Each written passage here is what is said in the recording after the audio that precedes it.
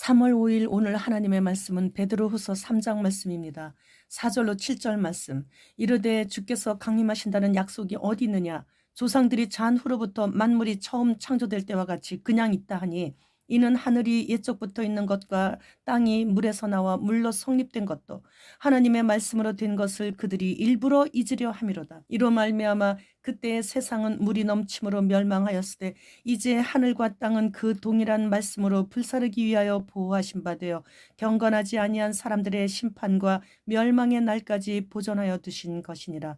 본장에서 베드로 사도는 예수 그리스도께서 다시 오시는 재림의 확실성과 임박성을 강조함으로써 믿음 위에 굳게 서서 영육 간의 건강한 삶을 살아갈 것을 권면하고 있습니다. 베드로 또한 이 편지를 쓰면서 자신의 생애에 주님께서 다시 오심을 믿었던 것이죠.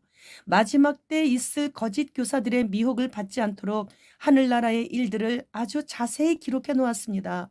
마지막 때에는 아버지와 아들을 부인하는 적그리스도인 거짓 선생들이 나타나서 주님 강림하신다는 약속이 어디 있느냐며 비웃고 조롱하는 무책임하고 무가치한 말을 사람들에게 퍼뜨리고 다니게 된다는 것을 알려주고 있는 것이에요. 그들은 창조의 시작부터 지금까지 그대로 다 있다고 합니다. 그들은 하나님의 말씀으로 된 것을 그들이 일부러 잊으려고 하고 있는 것이에요. 이전에 있던 세상은 물이 넘침으로 멸망하였으되 이제 하늘과 땅은 그 동일한 말씀으로 불사르기 위하여 보호하신 바 되어 경건하지 아니한 사람들의 심판과 멸망의 날까지 보존하여 두신 것이라고 기록되어 있어도 보고도 보지 못하고 들어도 듣지 못하고 있는 것이죠. 그저 조롱하고 비웃는 일에만 온 힘을 다 쏟고 있는 것이에요.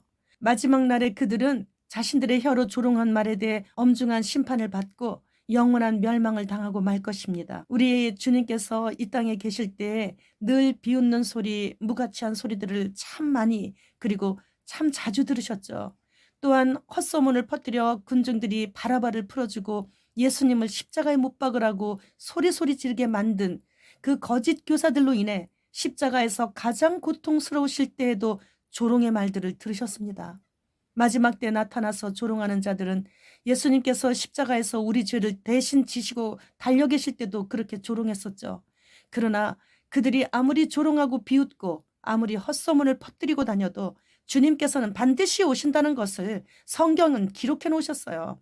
10절 말씀. 그러나 주의 날이 도둑같이 오리니 그날에는 하늘이 큰 소리로 떠나가고 물질이 뜨거운 불에 풀어지고 땅과 그 중에 있는 모든 일이 드러나리로다. 12절 말씀. 하나님의 날이 임하기를 바라보고 간절히 사모하라. 그날에 하늘이 불에 타서 풀어지고 물질이 뜨거운 불에 녹아지려니와 우리는 그의 약속대로 의가 있는 곳인 새하늘과 새 땅을 바라보도다.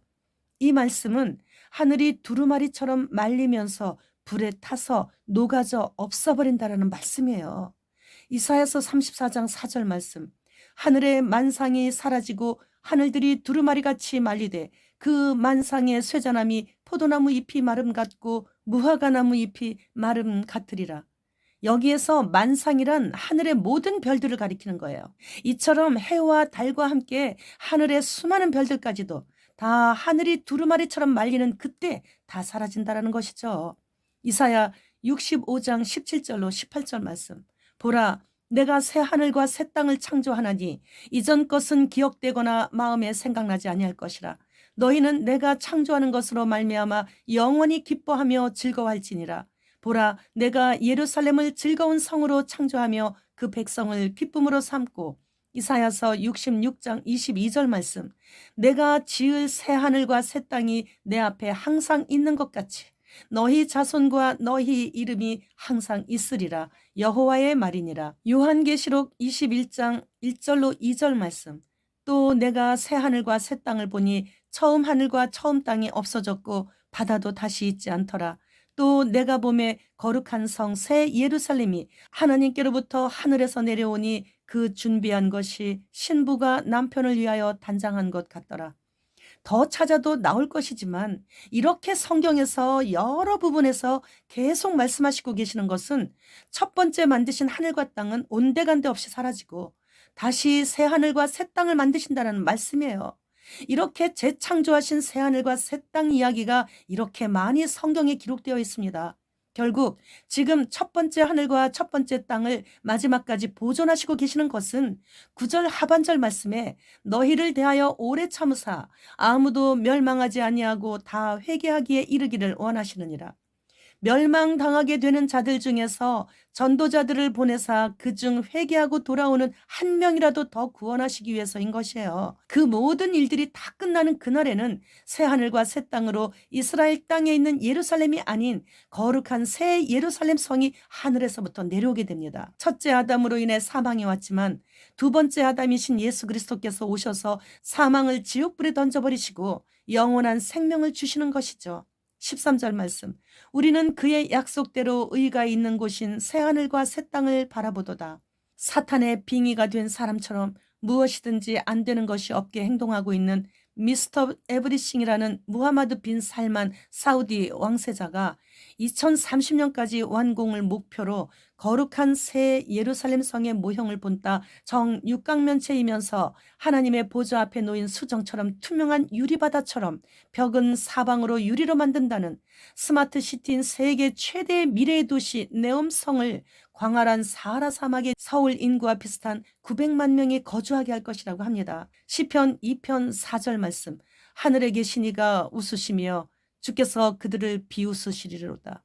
착공한다 해도 어차피 대환란에 무너져 버리겠지만 설사 완공된다 해도 하나님께서 강도 9도짜리 지진 하나 보내시면 끝장나는데 말입니다. 이러한 징조들을 보면서 우리 주님 공중 강림의 그날이 더 앞당겨졌구나 하는 생각을 해봅니다. 마지막까지 하나님처럼 되고 싶은 사탄은 이제 적그리스도에게 빙의되어 죽었다가 다시 살아남으로 인해 수많은 사람들에게 신으로 대접을 받고 불타는 지옥으로 영원히 떨어짐으로 인해 하나님처럼 되고 싶어 짝퉁 노릇을 영원히 이제 하지 못하게 되는 것이죠. 주님 곧 오십니다. 주님 어서 오시옵소서. 마라나타.